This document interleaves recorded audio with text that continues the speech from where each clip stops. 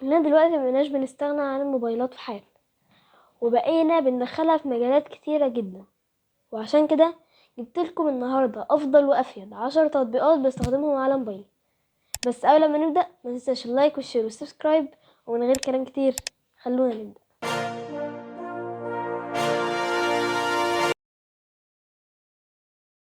اول تطبيق معانا وهو جوجل كيب، والتطبيق ده هيساعدك ان انت تنظم يومك بشكل عام.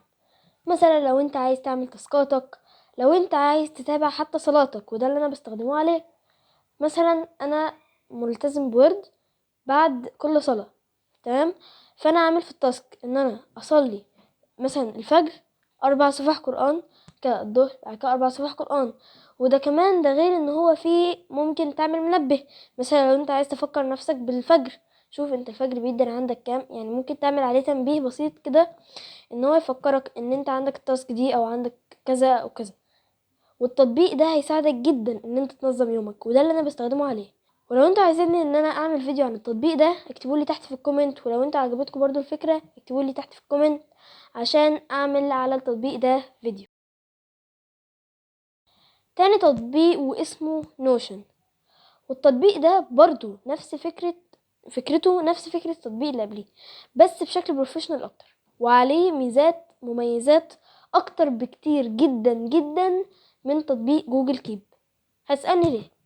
هقولك لان التطبيق من النوع ده، او التطبيقات من النوع ده عامة، اللي هو تطبيق الجورنالينج والتخطيط والحاجات دي، يعني بالنسبه لي من اول الادوات هو نوشن. بس انا ما بستخدموش كتير، لاني مثلا لما اجي بخطط ليومي ده تخطيط بسيط. مثلا لما لو بقى انا بخطط مثلا لبروجكت هعمله، قناه مثلا، عايز ابدا قناه، انشئ قناه، فهكتب الخطوات. مثلا اول حاجه ان انا اعمل انترو اوترو ولوجو وبانر للقناه. اول حاجه هبدا مثلا باللوجو، فهكتب اللوجو، وبعد كده هكتب بقى محتاج ان انا اتعلم مثلا كذا وكذا وكذا، او ان انا استخدم مثلا التطبيق ده او البرنامج ده عشان اعمل اللوجو. الخ... اول خطوة. مثلا تاني خطوة ان انت عايز تعمل اوترو او انترو، خليها انترو عشان الانترو هنحتاجه اكتر. مثلا تشوف انهي ثيم مناسب لقناتك. يعني انت مثلا، انا جاي في الانترو بختار بتاعي اللي هو الجديد اخر واحد مش الاول، حتى الاول حبيت ان هو يكون نفس الالوان. يعني مثلا كان التطبيق اول انترو كنت مستخدم فيه اللون الرمادي، تاني انترو برضو كنت استخدمت فيه الانترو اللون الرمادي، بس بتطبيق بس يعني بشكل بروفيشنال اكتر. عملت الانترو ده على افتر افكت، بس الانترو التاني عملته على ادوبي بريمير. فانت يعني التطبيقات من النوع دي اللي هو زي مثلا نوشن هيساعدك جدا ان انت تخطط لبروجكت او تخطط لحاجة كبيرة محتاجة تخطيط، ان انت تقعد تكتب تعمل كذا. والتطبيق ده متوفر على الاب ستور والابل ستور، متوفر على كل جهاز، فانت مش هيتقابلك مشكلة. ولو انت عايز تعرف اكتر عن التطبيق زي ما انا كنت حابب ان اعرف اكتر عن التطبيق، ممكن تستخدم كورس تعليم نوشن الاستاذ احمد ابو زيد في قناه دروس اونلاين، ان احنا رجحنا قناته في الفيديو اللي فات لو انت شفته، ولو انت مشفتوش هتلاقيه في الاي اللي فوق من هنا او من هنا.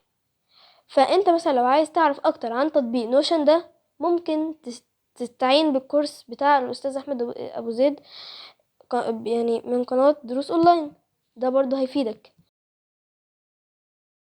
تالت تطبيق معانا هو صيغة الإنجاز، والتطبيق ده هيساعدك بشكل مش طبيعي، وبرضه هو ساعدني في المذاكرة بالذات.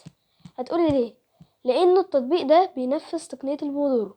ولو انت مش عارف يعني ايه تقنية البومودورو، احنا عملنا فيديوهين عن التقنية دي، فلو انت عايز تعرف عنها اكتر هتلاقي اللينك هنا او في الاي اللي فوق دي، هنا او هنا. فالتطبيق ده ممكن ينفذ تقنية البومودورو. ولو انت عايز اكتر من 25 دقيقة، بس انا مرجحش لكده، لان عينك، لو انت يعني بتشتغل حاجة بعينك، وانت اكيد يعني بتشتغل حاجة بعينك، لو انت مثلا بتشتغل على اللابتوب في اضاءة زرقاء طالعة من اللابتوب، فده ممكن يأثر على عينك. فانت ممكن تعمل 30 minute شغل و 5 minute بريك، تمام؟ وكمان انت ممكن تعمل عليه مشروع. يعني انا مثلا لما كنت بعمل اليوتيوب كنت عامل فترة من الزمن. لو انت مثلا تعمل لوجو فانت محتاج وقت، لان اللوجو يعني ساعات بيحتاج شغل كتير. فالتطبيق ده برضو ممكن يفيدك ان انت مثلا لو عايز تعمل لو انت تشتغل ساعة ساعتين نص ساعة، لو حتى لو على البريك 5 minutes ممكن برضو تعمل عليه كده تذكير. كل التطبيقات اللي انا قلتها ولسه هقولها هتلاقوها تحت في اللينك. ودلوقتي احنا بكده هنكون خلصنا تطبيقات التايم مانجمنت، ودلوقتي هنخش على تطبيقات تعلم اللغة الإنجليزية. أول تطبيق معانا في تطبيقات تعلم اللغة الإنجليزية وهو دولينجو، والتطبيق ده هيساعدك جدا إن أنت تطور مستواك في الإنجليزي. هو بصراحة طور مستواي في الإنجليزي ده كمان إن أنت ممكن تدفع عليه فلوس شهريا، بس أنا يعني مش مستخدم اللي هو ميزة إن أنا أدفع فلوس، لان انا يعني باخد فيديوهات او سيشنز على قناة ذا امريكان انجلش، والقناة دي برضو ممكن نرجحها لكم في في فيديو افضل 5 قنوات انا بتابعهم في الجزء التاني ان شاء الله. المهم نكمل. تطبيق دولينجو ده عليه ان انت ممكن مثلا تتكلم، يعني هو مثلا يقولك كلمة بالانجلش انت تقولها له برضو بالانجلش ويشوف الاسبيلينج بتاعك صح، ولو مش صح تقعد تعيده تاني، ولو انت مش عايز تعيده تاني ممكن تدوس سكيب على طول، يعني مش لازم تقعد تعيده. بس لو انت شايف ان انت مثلا قلتها بشكل خاطئ وعايز تصححه، عشان مثلا لما انت بتيجي تتكلم انجليزي مع حد يفهمك، ومثلا لان في الانجليزي كلمات بتشبه بعض جدا، يعني مثلا لو انا في العربي حتى لو انا حطيت الف بدل الباء مثلا او الف بدل اللام ممكن اغير معنى الكلمة، وبالتالي برضو كده في الانجليزي. فانت لازم تتعلم الاسبيلنج الكويس في تطبيق دولينجو، ولو انت غلطت ممكن تعيده تاني. تاني تطبيق فيه تعلم اللغة الإنجليزية وهو ذا أمريكان إنجلش، والتطبيق ده اللي أسسه هو أستاذ إبراهيم عادل صاحب قناة ذا أمريكان إنجلش. والتطبيق ده ممكن تاخد من عليه سيشن تعلم الإنجليزي، وأحلى ميزة فيه إن انت مثلا هو في سيشن في كورس اسمه تعلم من الصفر، وده انصحك بيه لو انت هتبدا تتعلم انجليزي. وبرده هو اصلا استاذ ابراهيم عادل يعني ايه منظم لك، عامل لك بلاي ليست ان انت مثلا تبدا بكورس التعلم من الصفر وبعد كده كورس الصوتيات، ودي ان شاء الله حاجه هنتكلم عليها في الفيديو الجاي او الفيديو اللي بعد. المهم احلى حاجه في التطبيق ده والفكره اللي عجبتني جدا ان انت مثلا لو هتبدا في اول سيشن لازم تخلص اول سيشن عشان تخش على السيشن اللي بعديه.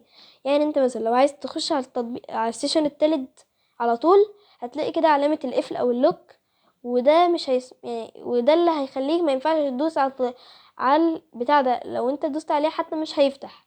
ليه؟ لانك انت المفروض تبدا بالترتيب، يعني مثلا تبدا بسيشن نمبر 1 كده سيشن نمبر 2 تبدا يعني هي ايه هو اساسيات، وهو سيشن بيكمل التاني، فانت لازم تبدا من الاول واحد لتاني واحد لتالت واحد، ما ينفعش مثلا تبدا من التالت والتاني تبدا بقى بالعكس او تبدا حتى من النص، ده ما ينفعش. فحتى لو انت عايز تعمل كده انت مش هينفع تعمل كده على التطبيق ده، ودي الفكرة اللي عجبتني في التطبيق ده. غير ان هو عليه حاجات تانية كتير، مثلا زي في كده كورس انا مش عارفه قوي، كورس مس ميرفت ده هو مسميه كده، انا مش عارف لسه، ان شاء الله لما اكتشفه هقول لكم عنه. وبرده كورس الصوتيات وكورسات تانية كتيرة جدا على التطبيق ده، فانصحك برضو ان انت جنب تطبيق دولينجو تستخدم التطبيق ده وهيعجبك جدا ان شاء الله.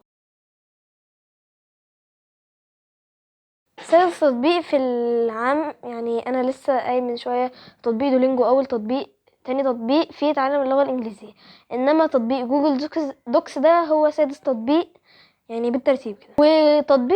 والتطبيق جوجل دوكس ده هيساعدك ان انت مثلا تدون اي ملاحظه في يومك، او ان انت تكتب لو انت من الناس اللي بتحب ان انت تكتب مذكرات او تكتب يعني ايه اللي حصل في يومك، او مثلا لو انت يوتيوبر عايز تكتب السكريبت بتاعك عليه. وتطبيق جوجل دوكس ده هو اللي انا مستخدمه في ان انا اكتب عليه سكريبت الفيديو ده، والتطبيق ده فعلا هيفيدك جدا جدا لو انت عايز تكتب مثلا سكريبت. تطبيق جوجل دوكس ده ممكن تستخدمه مثلا لو لما زي ما انا قلت ان انت تستخدمه ان انت تكتب سكريبتاتك، مثلا لو انت عايز تعمل اشكال ممكن برضه تكتب اشكال تعمل اشكال، لو انت عايز تحط صورة يعني من صورك. وبرضو قبل كده في تطبيق كان في سكريبت ان شاء الله كده لفيديو جاي، تطبيق جوجل كيب استخدمت فيه ان انا حطيت صورة للفيديو، يعني حطيت صورة كده لتطبيق جوجل كيب، وانا يعني بكتب عليه الملاحظات. ده برضو ممكن يفيدك، وممكن ان انت تعمل عليه تشيك بوكس او تعمل بوليتد ليست.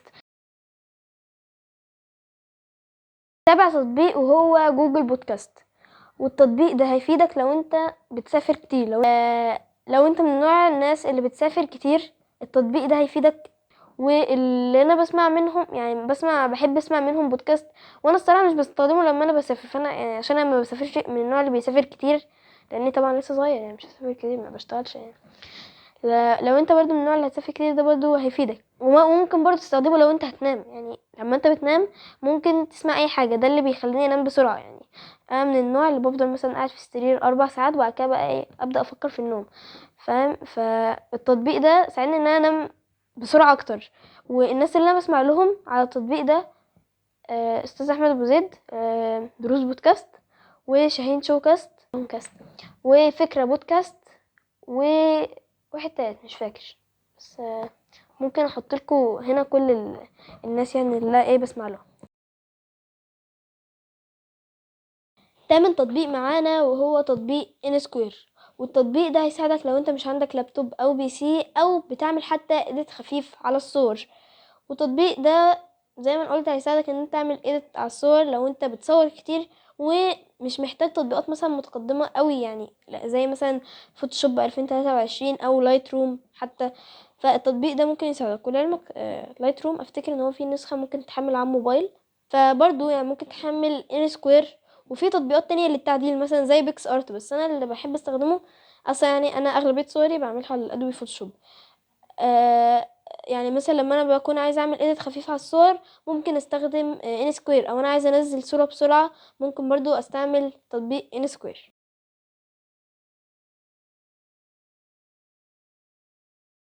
تاسع تطبيق معانا وهو براير ناو، والتطبيق ده فيه مميزات كتيرة جدا، وهو فعلا افضل واحلى تطبيق انا من مميزاته اول حاجه ان هو فيه متتبع للصلاه، تاني حاجه فيه يعني متتبع الصلاه بيفكرك بكل صلاه، وبيظهر لك كده رساله هل صليت مثلا صلاه الظهر او العصر او المغرب عامه يعني. وبرده في الاذكار، ممكن تقول اذكار عليه، في اذكار الصباح والمساء وقبل النوم، وفي اذكار مختاره. بس طبعا انا بحب اقرا من على تطبيق حصن المسلم، والتطبيق ده عليه اذكار كتير جدا، وبرضو في منبه الفجر، وبرضو التطبيق ده عليه خلفيات إسلامية.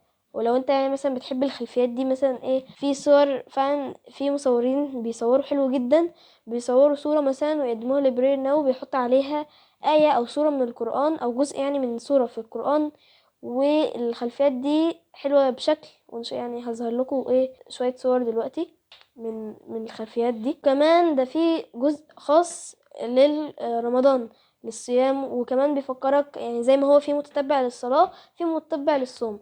لو انت من النوع اللي بتصوم كل اثنين وخميس، فهو بيفكرك وقبلها بيوم، مثلا لو يعني انت بتصوم مثلا يوم الاثنين، بيقولك يوم الحد بكره في يعني في صيام يوم الاثنين. وده كمان يعني كمان في حاجه حلوه جدا، وهي اسماء الله الحسنى، في كل اسم وفي معناه بالانجليزي، وهو يعني كل حاجة يعني مثلا أسماء الله الحسنى عليه بالعربي وبالإنجليزي، وشرحها أو معناها بالعربي وبالإنجليزي. أنصحك جدا جدا جدا إن أنت تحمل التطبيق ده، لأنه فعلا هيساعدك إن أنت تنتظم في الصلاة. وانا الصراحة كنت من النوع ان انا ما بنظمش في الصلاة، بس لما قلت اجرب التطبيق ده ولما حملته فعلا عجبني. والتطبيق ده هيخليك تنتظم في الصلاة وما تأخرش ولا صلاة وتصليها في ميعادها.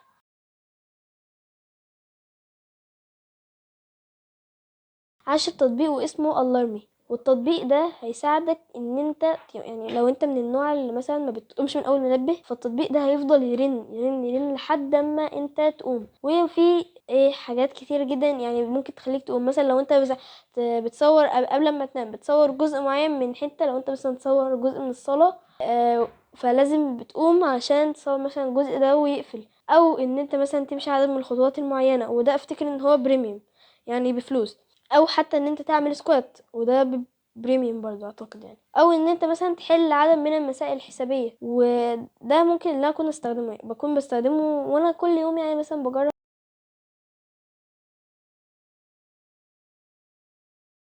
وبس كده نكون وصلنا لنهاية الفيديو. فلو الفيديو عجبك متنساش اللايك والشير والسبسكرايب، ولو انت وصلت لحد هنا انا بشكرك جدا. لو الفيديو عجبك متنساش اللايك والشير والسبسكرايب، وسلام.